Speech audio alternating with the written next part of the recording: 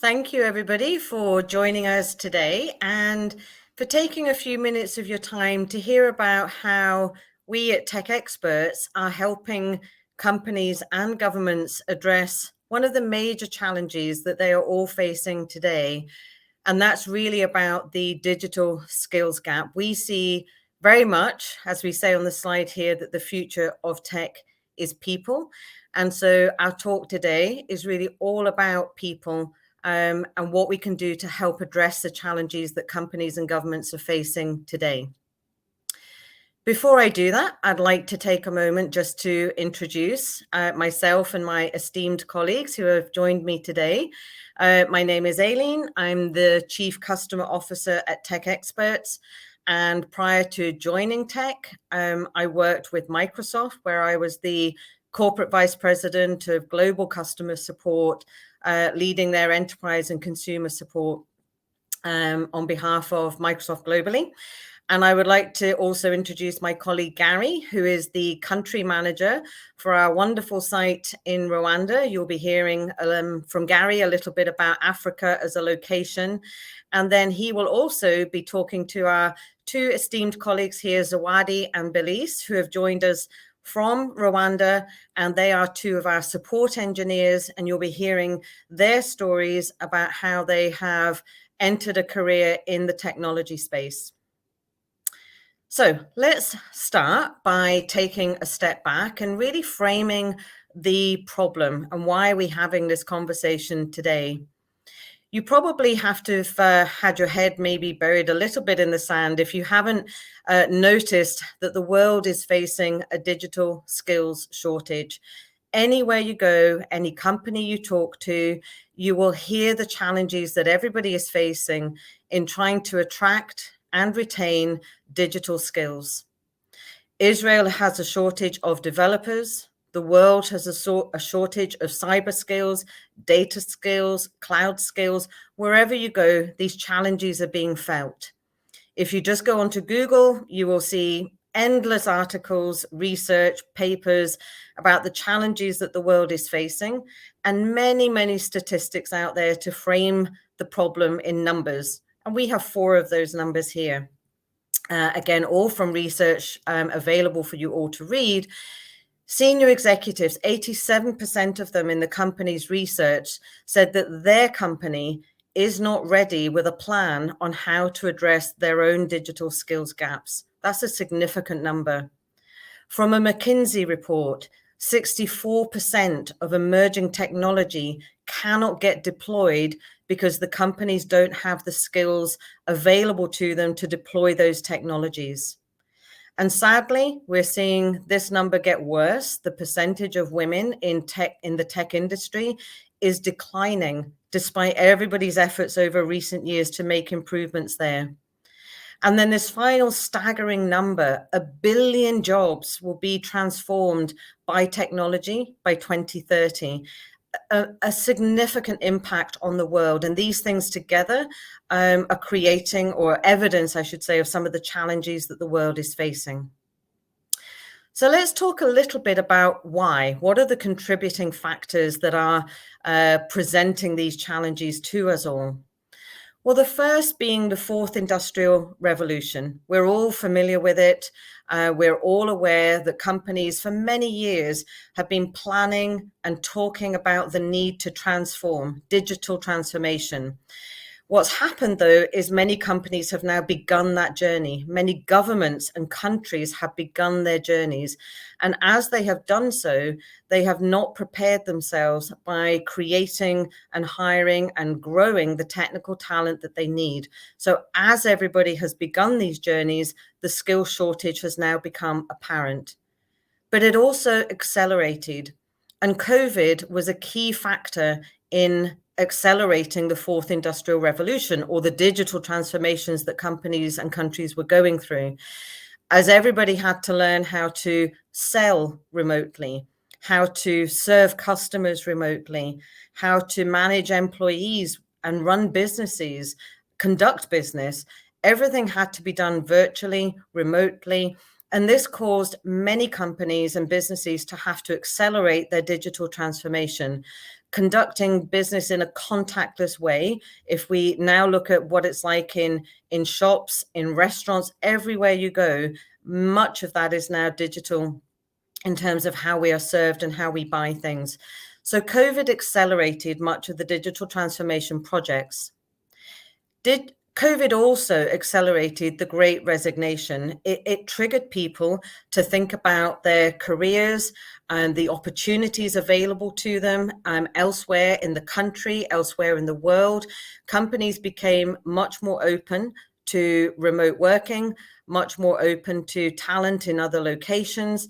And so that caused many people to rethink where they wanted to work, what quality of life, what work-life balance. But it also caused many people to think about whether they wanted to work at all. Of course, COVID, with all the lockdowns, presented many challenges for families, having to homeschool, having to care for people. And so many people, again, took decisions to rethink and give up work or change careers. All of that impacting the access to the talent that we need. And one final barrier or contributing factor is the barriers that many companies put in place in terms of the baseline that they set for any employees that they hire into technical roles, a baseline of needing a degree or a technical degree in particular. And that, of course, already shrunk the talent pool before they even started. So these are just some of the reasons that have contributed to the digital skills shortage.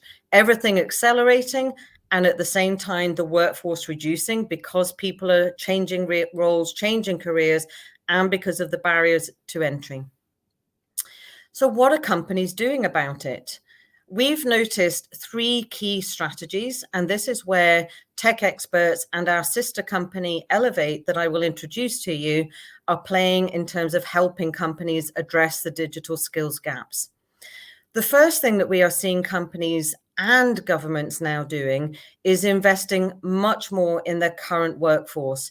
This strategy is all about growing skills from within, as opposed to trying to hire and bring into the company.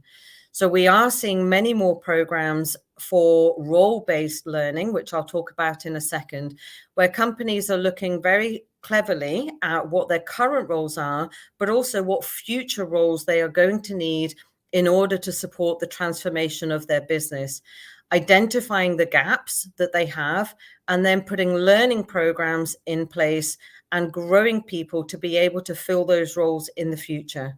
It's a smart strategy because it also helps with retention. Research will show that people stay with companies longer when they feel that they are being invested in, when they are growing, and when they see growth potential.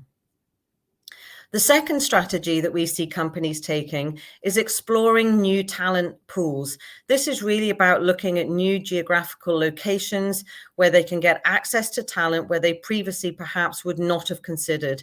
And again, the whole thing that we said with COVID and people now looking or more open to remote working has really enhanced people's sort of willingness to look at new locations. And again, Gary will talk about Africa as one of those locations that we are very excited about, and we have been expanding our presence there over the last couple of years. And then finally, we're seeing companies look at alternative sourcing strategies. This is really a sort of in between. Either everything is insourced or either it is completely outsourced.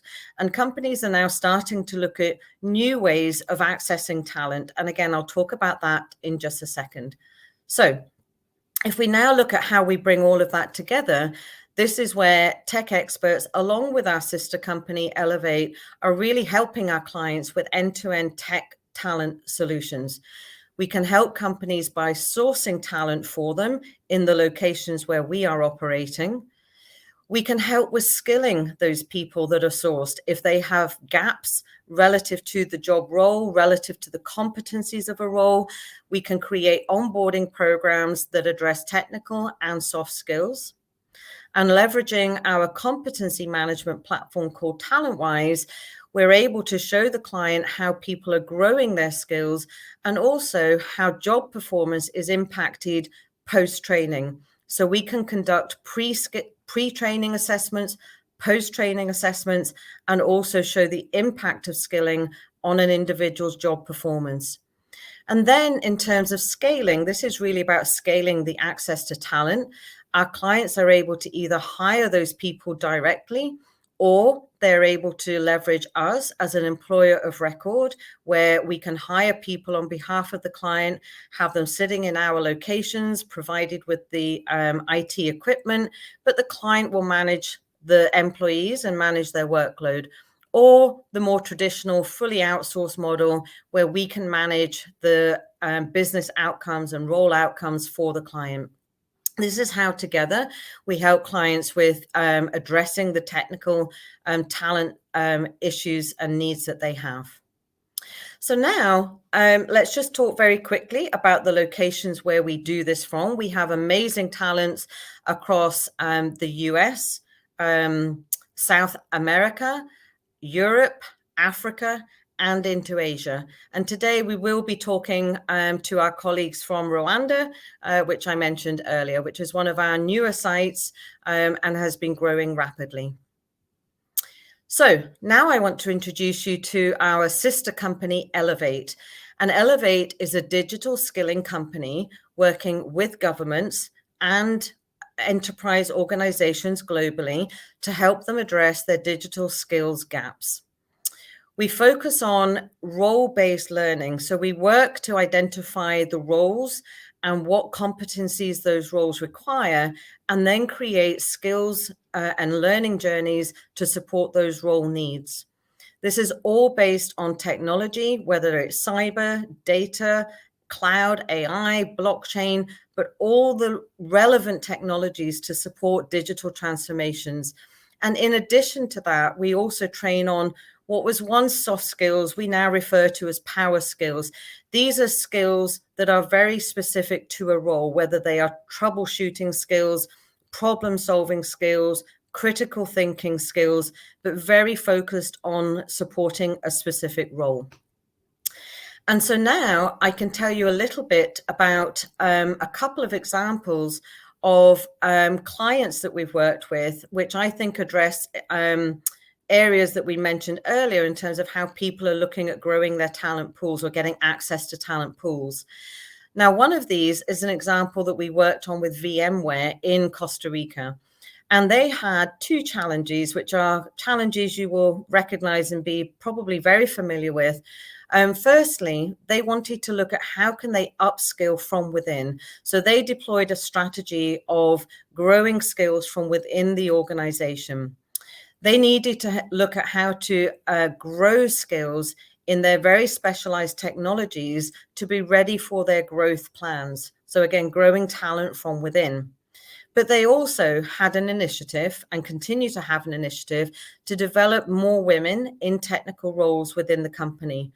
And so bringing those two things together, we've worked with VMware to create a Women in STEM program, which is technical, role-based, and it's an experiential learning program focused on workshops, games, and real-life scenarios. So again, very focused on the learning objectives that VMware had, enabling them to know and support their very specialized technologies, but at the same time, growing the number of women in technical roles. And so again, you can see the key outcomes here, which is exactly what the client was looking for. And interestingly, retention is a key part of that, which I mentioned earlier. And the second case study that I'll just give you an example of, two examples with Microsoft here.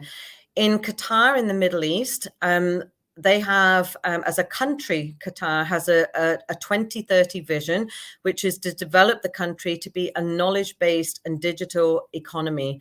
This is an objective that many countries are focused on. And to do that, they wanted to train over 6,000 people within the government and across Microsoft's customer base on Microsoft technologies, enabling them to support the digital transformation that they needed to go through.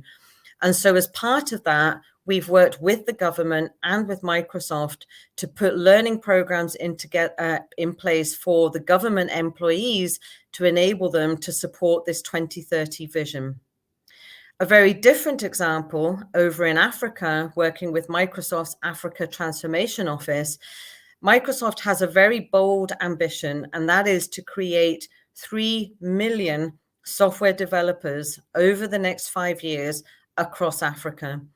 Now, to do that, they have to have a very large scale training program, but it's also about employability. It's not about just skilling, but it's about getting 3 million developers into employment as software developers. So you can see there is a huge focus on creating talent across Africa. And so we worked with Microsoft to pilot a program, 125 people, a 56-day program, and we had an 85% success rate in those people then moving into technical roles as software developers. So these are just examples of what some companies, some governments, and some of the tech companies are doing to try and grow skills in their own technologies across countries and continents. So with that, I would now like to hand over to Gary, our Rwanda country manager, and Gary's going to introduce himself, Africa, Rwanda, and two of our colleagues for a little fireside chat. So Gary, over to you. Thanks, Ellie. Really good view of the numbers that sit behind the problem that we have, and also how we can have the infrastructure and the ability to source people. Then we've got the Elevate team who've got the ability to create that talent, give them the skills. That's both the technical skills and the power skills as well. What I wanted to do a bit now was to try and bring to life what that actually means. And I want to do it in two ways. One is looking at Africa. I've worked in Africa for the last 17 years, in South Africa mainly, but across many different countries for different reasons. And it's been a real big change over the last 17 years. I think there's a misunderstanding of what's there, or what talent's there, what skills there, what infrastructure's there. And as you can see, the site that Belize and Zwadi are sat in, although it's not a brilliant picture of the site because of their backgrounds, you can get a sense of the infrastructure that we have. So we have completely divergent routes from a technology point of view. So from our infrastructure, and our fiber optics are really strong. We have clean power into the site. So we have all the things you need to be able to make a site work really, really well. Time zones well placed. So we run an operation that's pure 24/7. So we support one team comes in and works America's hours, another team works EMEA hours, and another team works our Asian hours. So we are able to, in one site, have complete handover between cases as well. So that works really, really well. And importantly, it's not saturated. So we've got the ability to work closely with universities, create the talent, and then bring the talent into tech experts and grow it and retain it. Add to that, you've got scale. So our Nigeria operation is nearly 1,800 people. And as a country, Nigeria itself has significant young digital native talent who are well-trained, well-educated. And that's the same in many, many countries across Africa. Same for Rwanda as well. What I wanted to do today, though, is all of that is great, but what really makes a difference is the people. And I have two ladies with me now, Belize and Zwadi. And I'd like you to come off mute, ladies, and introduce yourselves. There you are. Look at that, you see. Bring yourselves off mute and just tell us your name and I guess something about what you like to do on your day off. Belize, you going to go first? Sure, Gary. Thank you so much for the opportunity. My name is Belize, and I'm a technical support engineer. I'm a level 2. And basically, on my day off, I like to explore new places in my country and, of course, around the world. And just bring it to life and bring it to people and show them the new places we have that people do not really know here. Awesome. Sounds good to me. And Zwadi, yourself? Hi everyone, I'm Zawadi Emerance. I'm a technical support engineer, level 2 as well. And during my days off, I like to just relax and get ready for the next day. Yeah. Wild. You wild child, you. You guys were part of the first bunch of people that joined us way back a year ago. So it's been a really good journey. How did that feel when you first started, when you first saw Tech Experts? What were you thinking and what were you most looking forward to? Zwadi, what do you reckon? Yes, thank you, Gary. When I first joined Tech Experts, it was straight from university. It was it was a huge opportunity for me. It was a door opening for me to enter actually my dream, because it was my dream to become a technical person ever since I was young. But because of the society and everything around, I started off looking forward to becoming a doctor, because that's what the society encourages, and the parents, and so we actually, I wanted to become I wanted to become a doctor, but that was not really my dream. I wanted to be an IT, but because of the society was not supportive of a girl joining the STEM, because it is believed that this is supposed to be for men, it was a challenge for me. So I took IT when I started university, and when I joined Tech Experts, I really was glad and happy for the opportunity, because Tech Experts believed in me, even if I had no prior working experience into the field, and I did not even have strong technical background when it comes to education, but they believe in me. So it was it came to me as a surprise, and of course I was really happy. I couldn't wait to join Tech Experts. It was a dream come true. Amazing. Awesome. Well, you've kind of become a doctor for technical things. You look after the health of computers instead. So that's a good start. Belize, what about yourself? Well, thank you so much. Previously, I was working as a software developer, so basically, I was into the tech world. But I always like to engage with people, and when I saw the opportunity in tech as a person who, as a lady who was specifically in IT, I just did my research and I saw basically what does tech do. And one of the most important thing that I saw was to learn new technology tools. As a software developer, what you do is you just code and you put the things into life, and learning new technology tool was the first opportunity I saw in tech. And the second opportunity, which I'm forever grateful for, was opening up doors and opportunities also for my friends and the society around me. Basically, in Rwanda, we had a large number of people who were unemployed by then, and then sewing tech expert hiring now fresh talents. Basically, youth claims to not have any experience, any prior experience. That was an opportunity I saw also for my society and my people to join the tech world and basically learn new technology tool and excel in everything and be the best they could be in the tech world. Thank you. Awesome. And it's been a big year, I think, from a learning perspective. And it's our first year, obviously, in Rwanda. And for you ladies, I know the journey that you've been on and the things you've been able to learn, and you've been able to, I guess, the skills you've been able to gain over that first year. Just tell me a bit about what have you gone through? What training have you gone through? And Belize, over that first year, what have you experienced and learned? Wow, that's a lot. Trust me. Joining Not all of it, then, right? basically. Don't do all of it. Just do. Yeah, sure. Considering the previous year when I joined tech, I've been able to acquire more the soft skills and the technical skills at once, which also helped me. I would say that I've been promoted in less than a year while I was working for tech, just because of the knowledge I gained in tech experts. And I've also been able to get exposed to different opportunities where I went under the T4 certification program, which is Mhm. basically a program in tech expert, which helps to become a trainer or train the trainees. So this helped me to know how I can also distribute the knowledge that I have to our new employees to help them onboarding, the process of onboarding. And basically, I learned that it's okay to have things, but it's also good and better when you can share the things you have, which is a stronger together that we have here in tech. So I've been able to acquire all those, and I would say that I've also been awarded in different things only for the period of 1 year, where I was awarded as the best employee in customer first, best employee again in creating the knowledge links, where these are the links that we create to help people to refer themselves to any kind of troubleshooting steps that you can take. And I've also been awarded most of the time as the best employee, which I'm forever grateful for that. So the past whole year was a learning year to grow both career-wise and professionally and personally. So that is basically my experience throughout the whole year. Thank you. Amazing. So we've got a future trainer, Azwadi. Are you better than she is? Because she said she's been the best most. So are you better than she is, or who's better between the two of you? Well, personally speaking, this year has been a year of growth, personal growth, and career growth.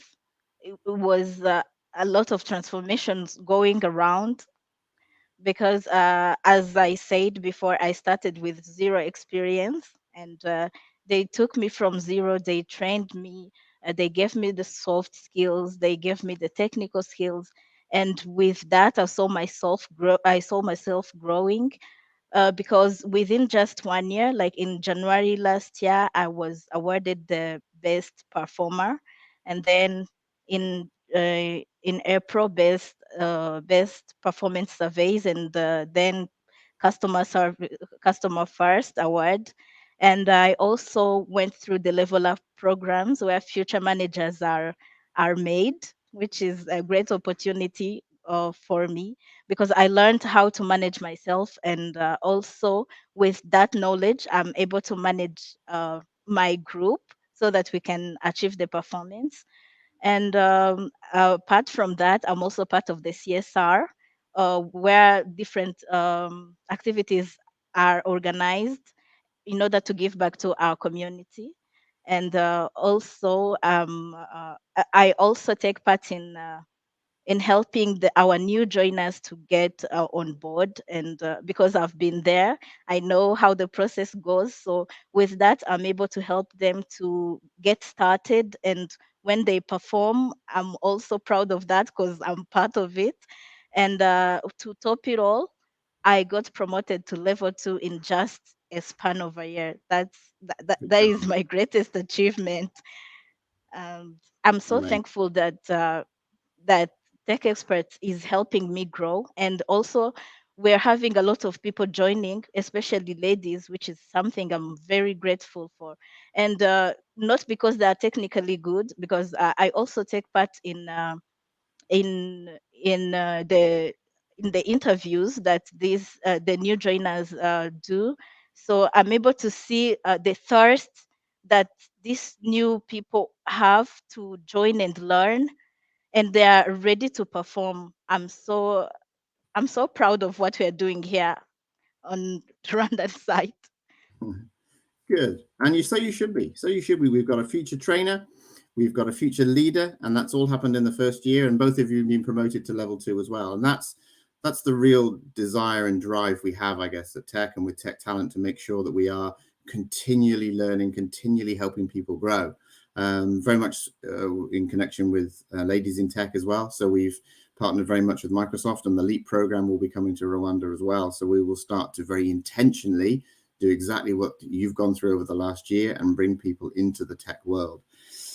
I think now what I wanted to ask the two of you, I guess we've got the TSIA audience here who've joined us, and what message do you have for the virtual TSIA community out here watching? What does the future hold for you, and what message have you got for the TSIA team that are here watching us now? Belize? Thank you, Gary.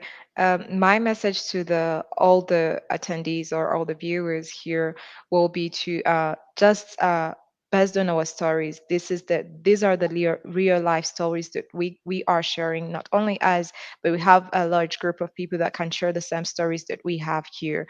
So basically, my message will be to invest in us because we are potential for the services.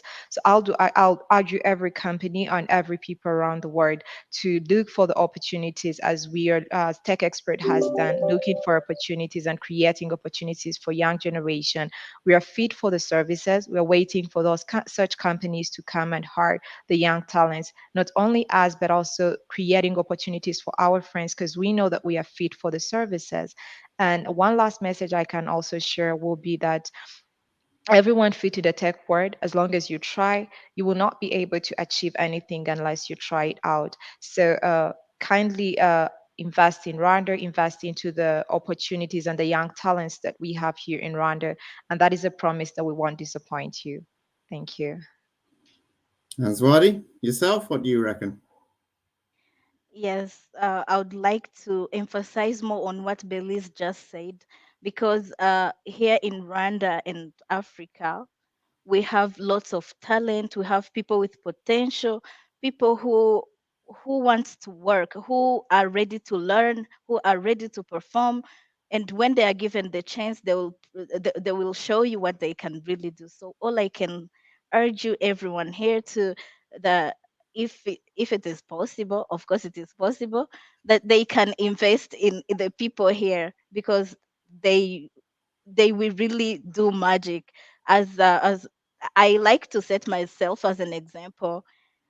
I didn't start off with a lot of experience, but trust me, I'm one of the best engineers we have here. So give these young people a chance. They will prove themselves. That's a promise.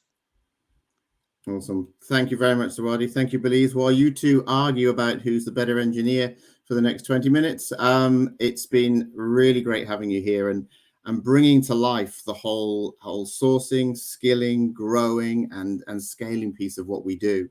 We talk about the world having the great resignation, and Eileen mentioned it at the beginning, but we've got the great application. We have ladies like Zawadi, Belize out there working with us, growing their skills, growing their talent, and doing exactly what they said, delivering great global world-class customer experiences to all of our clients. And that's across our 2 locations in Africa, but also across our multiple locations across the world. So from a tech expert's point of view, and the talent that you can see on the screen here, from our Elevate team who deliver the skilling programs for both the technology and also the power skills, thank you very much for joining us today. It's been great to be a part of this session, great to be a part of the Envision sessions as well, live when the conferences happen. And hopefully we'll get to speak to you soon. Reach out, drop us an email, go online, see the website, and reach out, and we can happily talk to you more about what we can do to support your talent needs. Thank you, everybody.